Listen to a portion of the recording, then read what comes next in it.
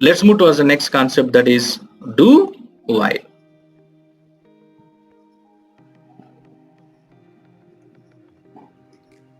We have seen how to repeat your execution using while loop. Let's see do while.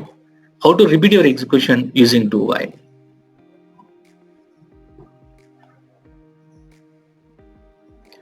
See, when you talk about do while, if you just look into the syntax of do while, it is totally opposite to your while loop. So try to understand the concept. It is very, very important. See, I have seen many people, even I have asked this question, many people in the interview, but nobody has answered my question. If you ask them what is the difference between while and do while, they'll simply tell the textbook definition. If I ask them to explain at least one real-time scenario to differentiate between these two, I think 99% of people won't answer. Okay, let's see. What is the use of a do while? How to repeat your execution using do while? If you look into the syntax, first you'll have to write do. Do opening braces and closing braces. This is the word beginning of the block, ending of the block, and write your statements, write your action. Then write your while and conditions. The difference between while and do while is, in case of while, first it checks the condition, then execute the statements. This statement will be executed if and only if the condition is true. If the condition is false, it will not be executed at least once. But coming to do while, it is totally different. First it checks the condition, then execute the statements. But here, first it executes the statements, then finally checks the condition. Even if the condition is false, the statement will be executed once. But here, if the condition is false, the statement will not be executed at least once. Let's see one example. Here, in case of while, let's say the initial part is 11, int I is equal to 11. Conditional part is while I is less than or equal to 10, we are just printing I and I plus plus 1. What is the value of I? 11. Once the control comes to while loop, first it checks the condition. What is the value of I? 11. Is 11 is less than or equal to 10? No. 11 is greater than 10. Condition is false. Will it go inside of the loop? No. If the condition is false, it will not go inside of the loop, so your statement will not be executed at least once. Let's check the same scenario with do while. Int I is equal to 11. Here do is missing. Do beginning of the block, console.writeLine I plus plus 1, and end of the statement the while should be there, while I is less than or equal to 10. So in case of do while, what will happen? In case of while, first it checks the condition, then only execute the statement. That is the reason, if the condition is false, it will not go inside of the loop, so this statement will not be executed at least once. But in case of do while, first it executes the statements, it will directly go to the block for the first time, executes the statements, then finally it checks the condition. See, here int I is equal to 11. First it will not check the condition, it will directly go to the loop and execute your action. Yes, console.writeLine I. So what will happen? 11 will be printed. Now it checks the condition. What is the value of I? 11. Is 11 is less than or equal to 10? No. 11 is greater than, condition is false. Now it will come outside of the loop. See, even if the condition is false, the statement has printed once. But here, the statement will not be printed at least once. Then why we need a while loop, do while loop? In case of while, first it check the condition, then execute the statements. The statement will be executed if and only if the condition is true. But here, first it executes the statements, then finally checks the condition. Even if the condition is false, the statement will be executed once. Okay, so let's check this scenario in our Visual Studio. This is very, very important, guys. You need to understand. Int I is equal to 11. First, let's try to print this using while. While I is less than or equal to 10. Console dot write line I plus plus. Let's keep a breakpoint over here. Run this.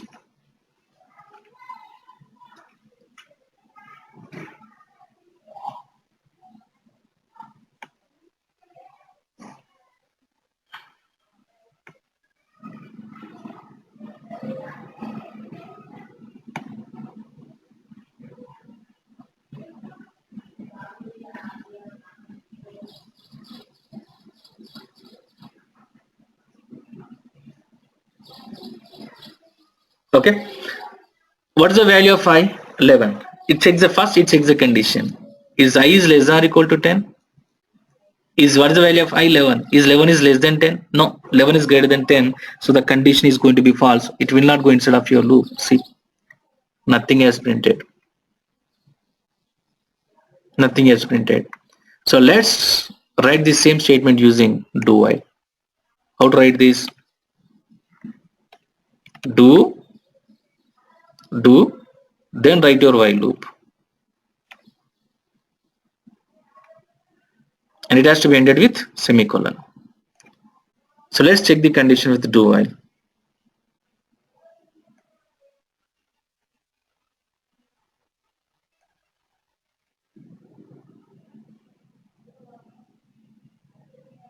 See, in case of do while, first it will not check the condition. It will directly go to the loop and execute your action.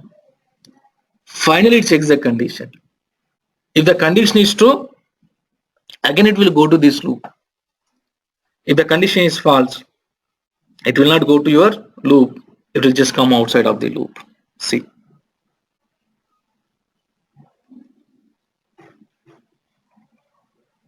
See, even if the statement, if the condition is true, false, but still it is trying to print that number at least once. In case of do while, even if the condition is false, even if it is not a valid case, but still the action will be performed once. That is the use of do while. That is the functionality of do while. But where exactly it can be applicable in the real time? In what kind of scenario a do while can be implemented? Most of the people doesn't answer this question. Even I have seen this practically in my interviews. Whenever I interviewed, many people, I asked this question, but 99% of the people did not answer this question. If you ask them the difference between while and do while, even if you ask this question 20 years experienced guy, he will tell the same answer. What is that? In case of while, first you check the condition, then execute the statements. If the condition is false, the statement will not be executed at least once. In case of do while, first it execute the statement, then checks the condition. So though the condition is the false, but still the statement will be executed once. Apart from this difference, many people doesn't know where exactly a do while can be applicable in the real time.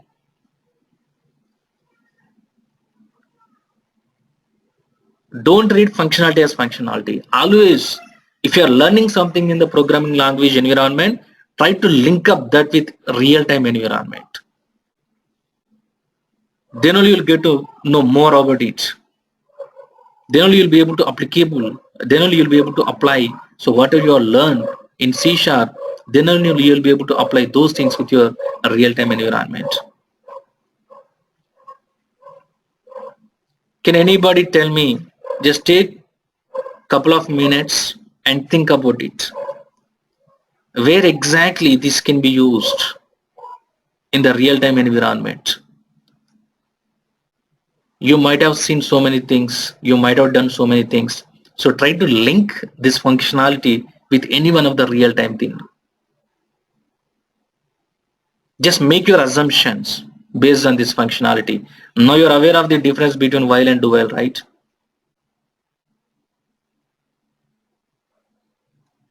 where exactly we can use this functionality. I want each of you please come up with at least 1 to 2 examples. Take couple of or 3 minutes or 5 minutes, whatever you need. That's not a problem. But please think about it. Guys, are you okay with that?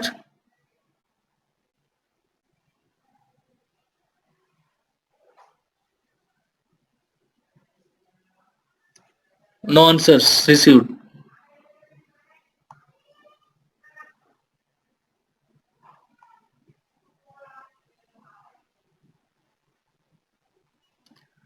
Aravind, Divya, Priyanka, Rajita.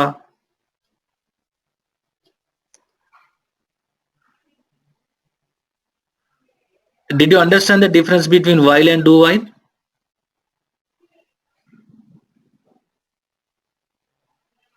Right? Now you'll have to tell me storage. So now you'll have to tell me where exactly this do while can be applicable in the real-time environment. You might have seen so many things in your real time, right? In your real life. In what kind of scenario, what type of situation a do while can be applicable? You should tell me the situation where only do while can be applicable.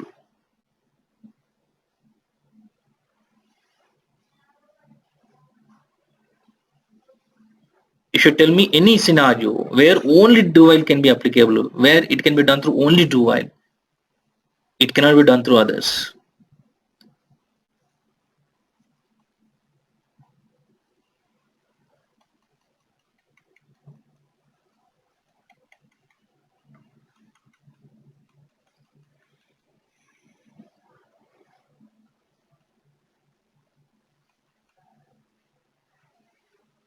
First of all, did you understand my question?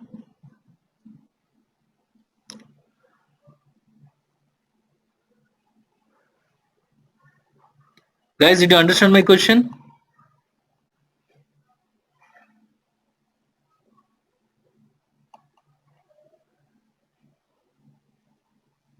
Yes, Ravinder garu. I understood the question, but don't know where we Any will you be can take using any the real time item. thing. Any real time thing. So what is the nature of do while?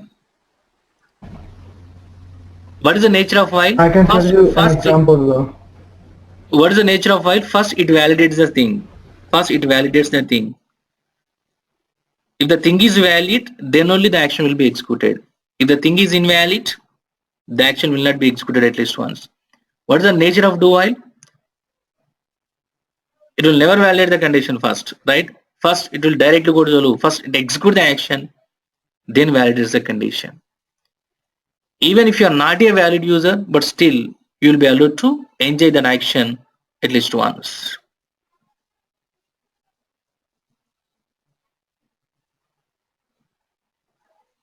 You can take so many examples. Okay, no problem.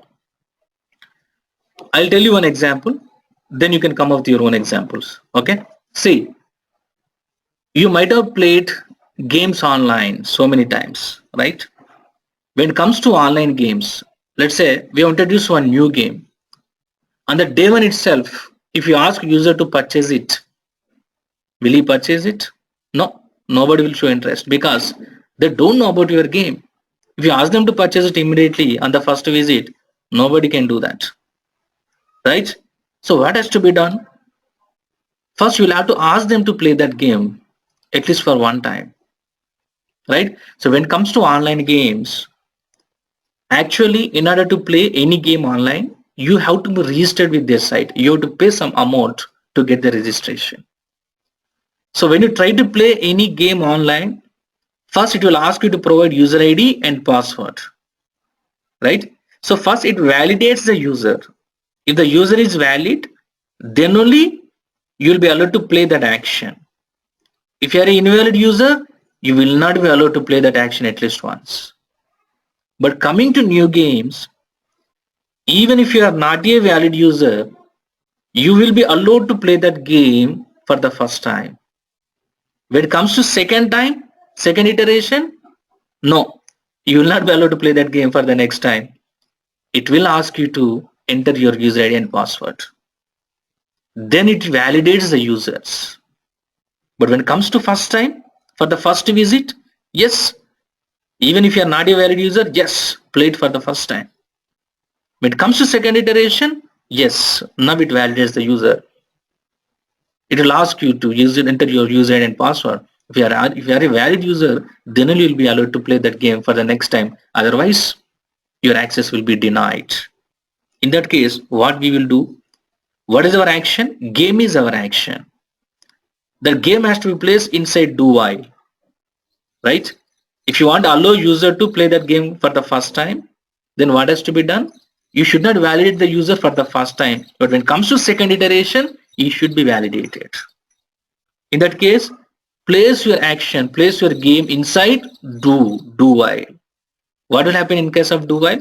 Yes, even if you are not a valid user, it will not ask you to enter the user ID and password. Yes, go ahead and play it. Once your game is ended, again if you want to play it, what will happen? It validates your credentials. Yes, if you want to play it again, go ahead and get registered with my site. You'll have to enter user ID and password to go for next iteration. Right? So in that kind of scenario, we'll be placing our actions inside do while. And one more best example is trial version of your software. Trial version of your software.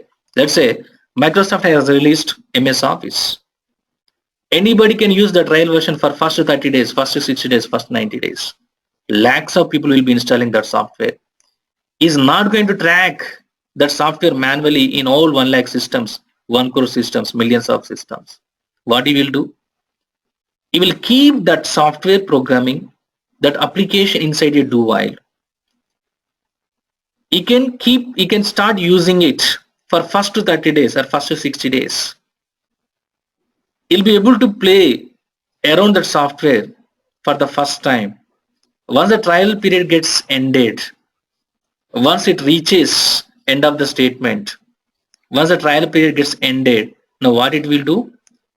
You will not be allowed to use it for next 30 days. It will ask you to provide a key. It will validate that key. Right? So what Microsoft will do, they will place that your entire software inside a do while. So that what will happen? It will be done, the validation will be done automatically. You will be allowed to use that software for the first time. Once it reaches the trial period, then your do while execution will end. Then it will ask you to enter the credentials, the key of the product. Then it validates the user information. From there, you will not be allowed to use it. If you want to use it, you'll have to provide the key, because it asks you to provide the key, it validates the key. That is also one of the example. So in that kind of scenarios, we'll be using do while. Did you understand these two scenarios?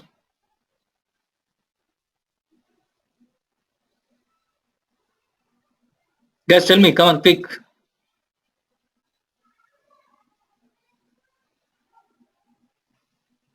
This is one of the real-time scenario. Now you have to tell me, you have to come up with at least one scenario.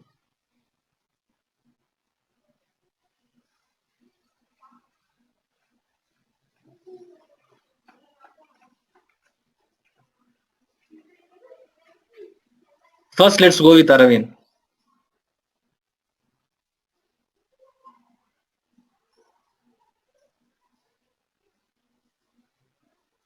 Guys, just try, keep trying. You don't have to tell me, Like my example, Mhm. you want me to say? Yeah, yes. Go ahead. When we transfer data, first initially it starts, and when it is if it couldn't copy all the data, it says not enough memory. This is a stage like we can initially it starts copying, and once it cannot accumulate everything, so it says you don't have enough data in that scenario. If there is enough memory, available, it will never validate it proceeds. It will never validate, right? Yes. So, but here, action should be, user should be allowed to perform that action for the first time. Once that action gets finished, when it comes to second iteration, it has to validate the things. In your case, it's correct. Like, if there is any error occurred, like if the process memory is full, which become full, then it validates the condition. But if there is enough memory available, in that case, it will never get into this situation, right? Your dual situation. Good, very good. Good try. But you can think of more examples.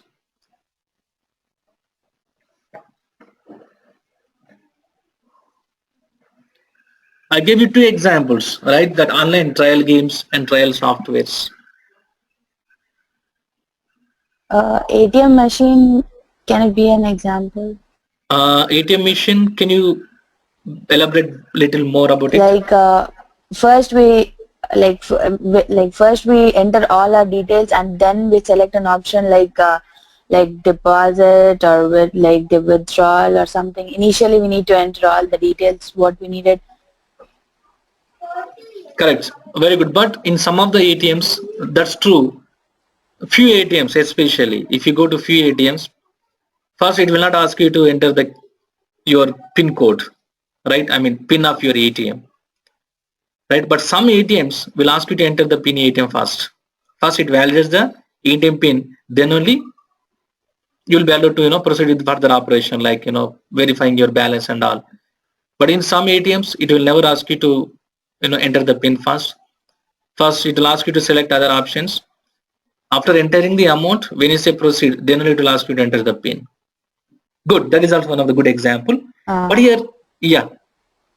But here you will not be allowed to withdraw your money for the first time if you do not enter the PIN, right? Yeah.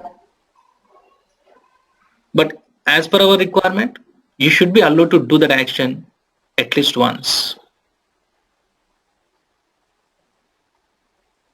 Yeah, but like if you want to withdraw some of the money, first you'll enter all the details and enter the amount, and then look for then it will check whether our the given amount what we gave, what we entered is is it available or not. So initially, here, what is your action? Withdrawing money from ATM is your action. Yeah. Right? The completion has to be done. So you have to withdraw your money from your ATM. Right? Mm-hmm. First, it will ask you to select all the options.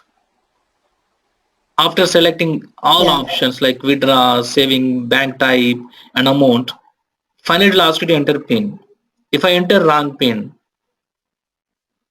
my action will not be completed.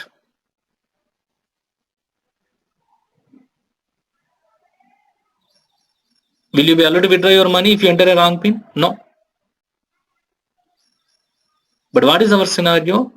Even if it is an invalid thing, even if you have entered incorrect PIN, but still you should be allowed to withdraw your money for the first time. When it comes to second iteration, now it should start validating the things. But good try. It's a really very good example, but it may not be a correct answer for this your do while. But you are not completing your action, right? So you're not able to complete your full action. You selected everything, you're just about to withdraw your money, but if you enter incorrect PIN, so what will happen? It throws some error message saying that incorrect PIN entered, sorry, please try again. So you are not able to complete your action. But as per do while scenario, you should be able to complete your action for the first time, even if you are not a valid user. So that may not work with your ATM concept because there, amount, you are going to withdraw your amount, right? Simply blindly, we cannot allow user to withdraw his money for the first time. In that case, he might withdraw full amount at a time. I'm having only 15,000 in my ATM balance. My balance is only 15,000, 15 bucks. If you allow him to withdraw his money for the first time, what will happen? He'll withdraw all that full amount at a time. So that, you don't even need to go for the second iteration.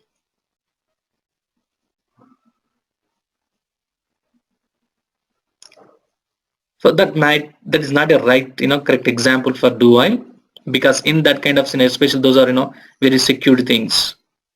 So you may not trust the user. In case of online games, we are not going to lose anything, right? First, you need to introduce your game to the people. You need to create some awareness about your game. Then only they'll start, showing interest towards your game. If you ask them to purchase it immediately, nobody can purchase it.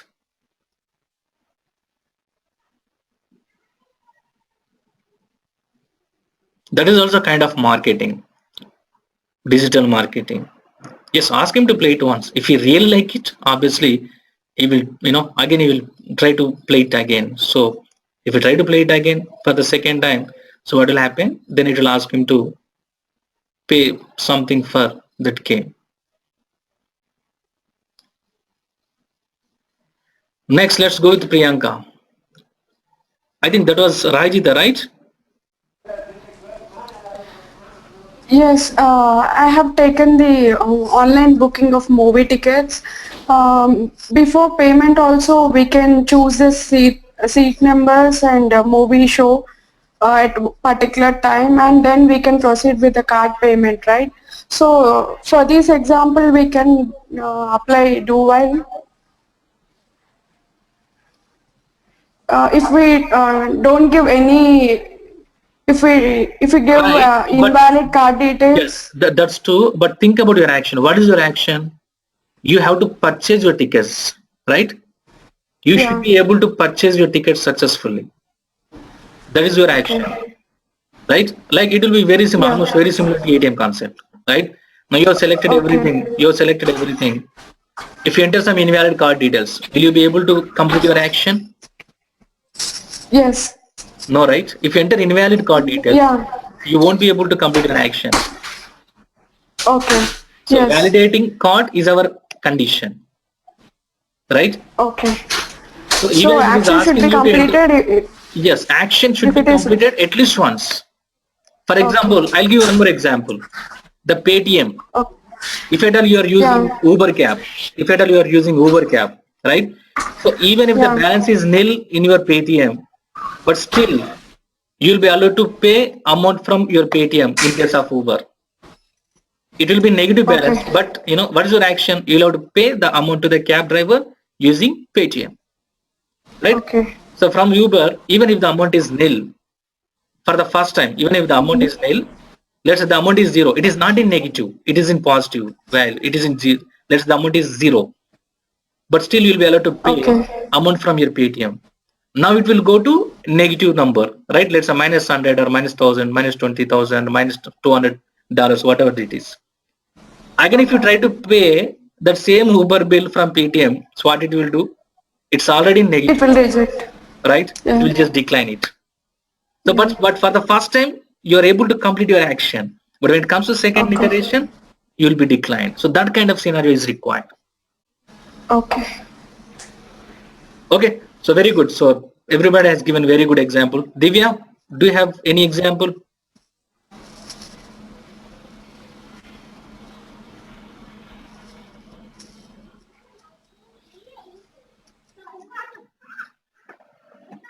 Okay. Okay, guys. I hope you understand the concept of do while, right?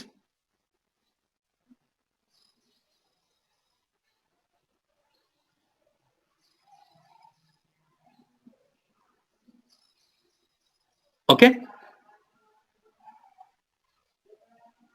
Because see, don't consider while as while, do while as do while. Just if you are learning something in the programming language, so Microsoft C# has provided these things to automate your real-time environment activities, right? So that is the reason if you are learning something, so try to link up that thing with your real-time environment. Just think about it. Think like, how this can be linked with your real-time environment. So what can be automated? So what can be implemented in the real-time environment using this concept? If you're learning if statement, what kind of scenarios can be implemented using in if in the real-time environment? So try to link each and every concept with your real-time environment. So then you'll get to know more about it. Okay, so coming to do while. Okay, so mostly we'll be using do while to implement this kind of scenarios. Okay, so that is the difference between while and do while. So let's move towards the next and last concept, that is for loop. What is the use of for? For is very similar to your while loop. In case of while, you'll have to define three parts: initialization part, conditional part, next incremental or decremental part. Right? In case of while, can we define these three parts at one place within a single line? No, it's not possible. These three parts should be defined in three different places. First, you will have to define initialization part. The conditional part has to be defined within the while statement, and the incremental or decremental part has to be defined inside the loop. So these three parts are to be defined in three different places. In this case, you need to write minimum of 3 lines of code. Maximum can be anything. Your action can occupy a number of lines, but every while loop will have minimum of 3 number of lines.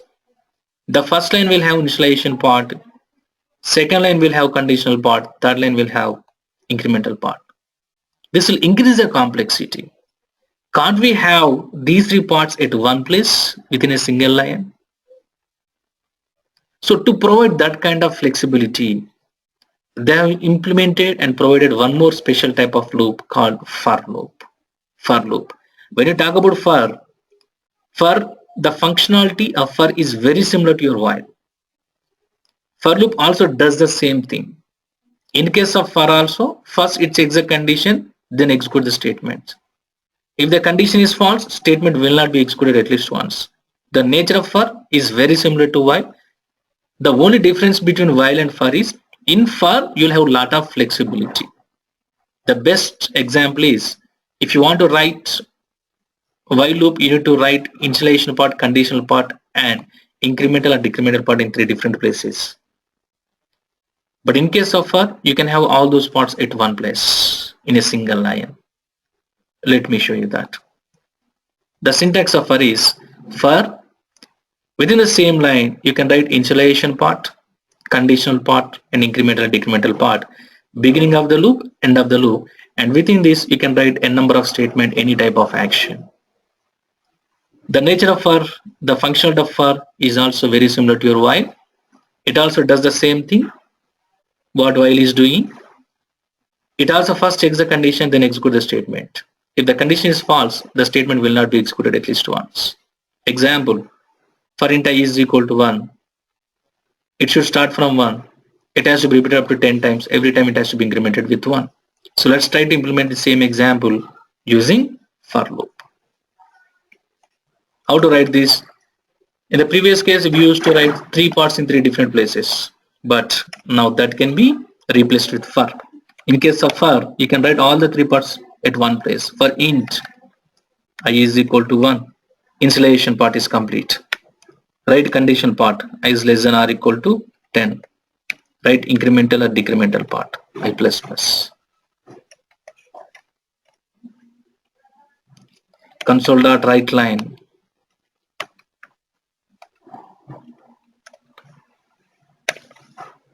I.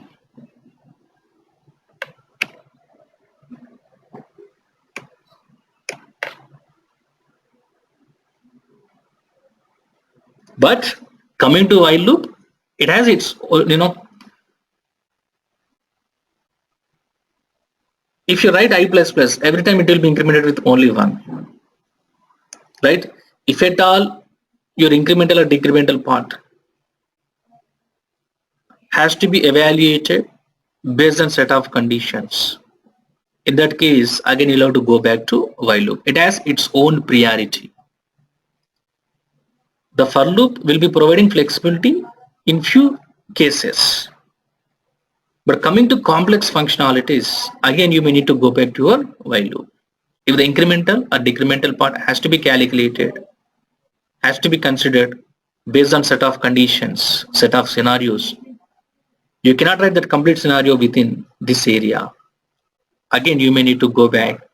Here you may need to add some additional conditions, or you may need to go back to your while loop. But if you are going to, if at all you are going to write a simple conditions, if you are going to evaluate, if you are going to repeat a simple execution processes, so probably so far is the best option. So rather than using while, better go with for.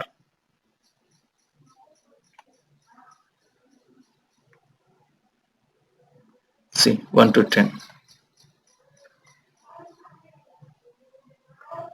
Okay. Now I'll give you some example, guys, since you are aware of loops. Okay. Write down, write a program,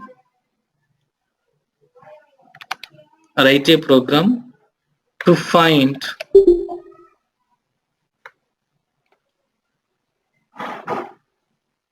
palindrome number. Write a program to find palindrome number. What is a palindrome number? Let's say a is equal to 1 to 1. You'll have to check where a is palindrome or not. What is a palindrome number? Simple. If you reverse this number, if you reverse 121, you're going to get 121. Right? What is the reverse number of 121? Same 121. So if the reverse number is equal to the original number, then it is called as palindrome number. Let's say, for example, 123. If you reverse it, it is going to be 321. So the reverse number is not equal to original number. So 123 is not a palindrome number. But 121 is a palindrome number, because if you just reverse it also, you will get the same number. Right? So how do you find out the palindrome? So ask user to enter the number, find a reverse number of that original number, then compare both. Then compare the original number with reverse number. If original number is equal to reverse number, then print it as palindrome. Otherwise, print it as non-palindrome number. Got this question? Any questions about the first example?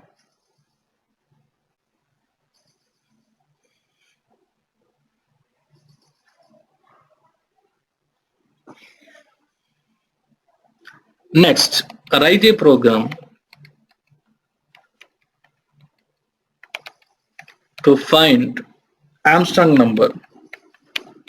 You might have practiced these examples in your graduation and your masters also, but better, do it again on your own. Now you are, you are aware of statements, loops and everything. So you should be able to build these logics on your own. At least try, okay? Armstrong number. What is Armstrong number? Let's say 153. If the sum of cubes of all digits of this number, if the sum of cubes of all digits of this number is equal to the same number, that is called Armstrong number. I mean 153. What is the first digit? 1. So 1 cube plus 2 cube plus 3 cube. 1 cube means 1 into 1 plus 2 into 2 plus 3 cube, 3 into 3 is equal to 1 cube. 1 cube means 1 into 1 into 3. 1 into 1 into 1, sorry, 1 into 1 into 1 is 1, plus 2 cube means 2 into 2 into 2. 2 twos 4, 4 twos 8, plus 3 cube, 3 3 is 9, 9 3 is 20.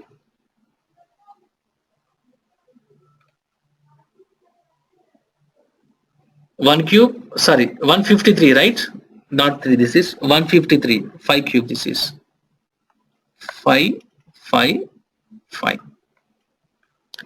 1 cube means 1, 5 cube means 5 5s 25, 25 5s 125, and 3 cube means 3 into 3 into 3, 3 3s 9s, 9 3s 27 is equal to 1 plus 125 126, 126 plus 27 153. See, now we got the same number.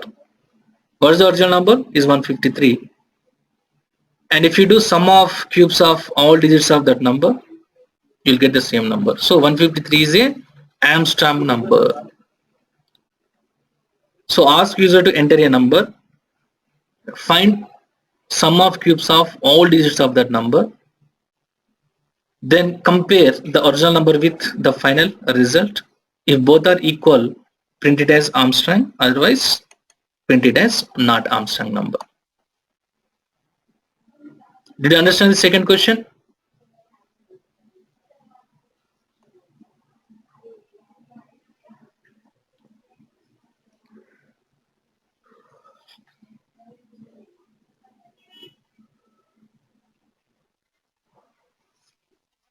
Okay. So these are very basic examples.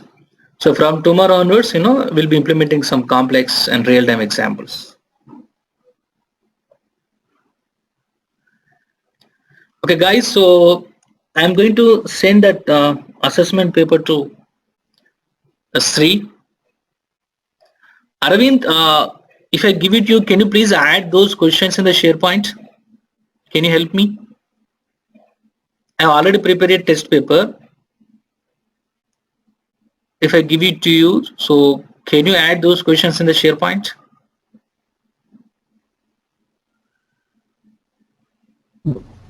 Well, I I mean, don't know exactly how to do that. okay. Okay, then I'll do one thing. So I'll send it to Sri. I'll ask him to add it in the SharePoint site. Okay. So then everything can be tracked over there. You can write your test there itself. Okay.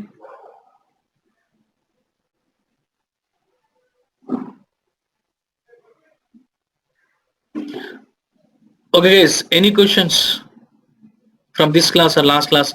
And one more thing, I believe Aravind,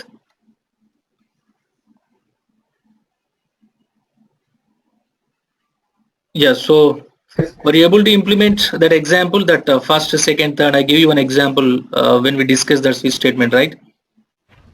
And you Yeah, you I've sent an sent email you about the that. code. Yeah. So there is one bug, like, you're always extracting only last digit, last one digit, right? So in case of numbers from 1 to 100, 1 to 99, that one digit is fine.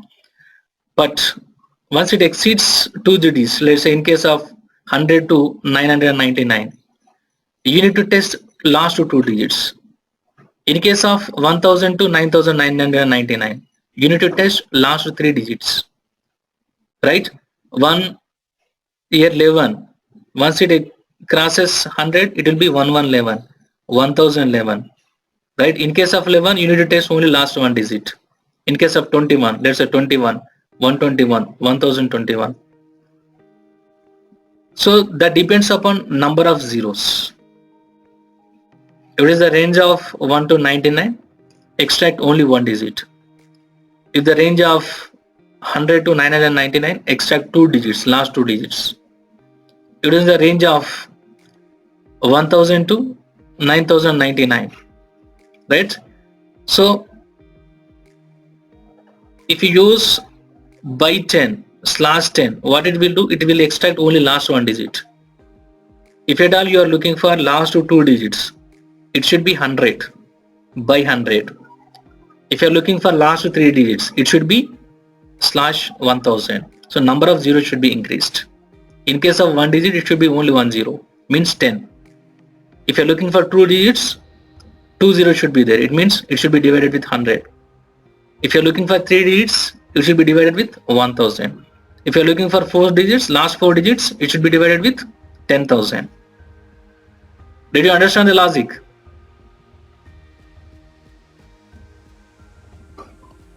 Let's say A is equal to 10 21. Right? If you want to get last one digit, you have to divide with 10. If you want to get last two digits, two digits means 2 zeros should be there. It should be divided with 100. If you want to get last two digits, it should be 1000. If you are looking for last 4 digits, it will be 10,000. So you should take those many number of zeros. Did you understand the logic? Only this is missing in your logic. So it seems you are extracting only last one digit, so that that will be applicable for only numbers between 1 to less than 100 numbers. Okay, but if you are going beyond that, so 1 to 100 to 1000, 10,000, 1 lakh, so it doesn't work. So obviously, so based on that, the size of the number, you need to use this respective logic.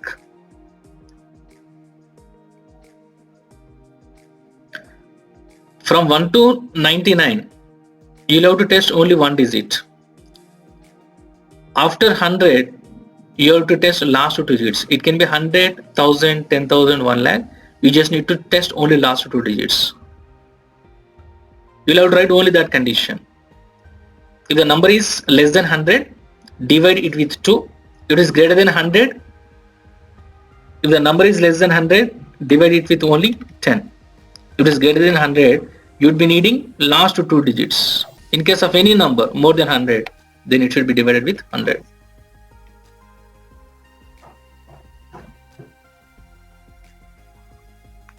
Yes, percentage. Remainder. You're looking for remainder, right? It should be modulus. Okay, you need to write only one condition. Only one condition. Above 100, it can be in hundreds or 1000 place or 10,000, 1 lakh or 1 crore. We just need to test last two digits. If it is less than 100, you need to test last one digit. If it is more than 100, any number, if anything is more than 100, you need to test last two digits, right? So you'll have to write only one condition. Okay, and the rest looks fine. Okay, if it is less than or equal to 100, divide it with 10. If it is greater than 100, divide it with 100. That should be fine. So the first part gives you last one digit and second part gives you last two digits.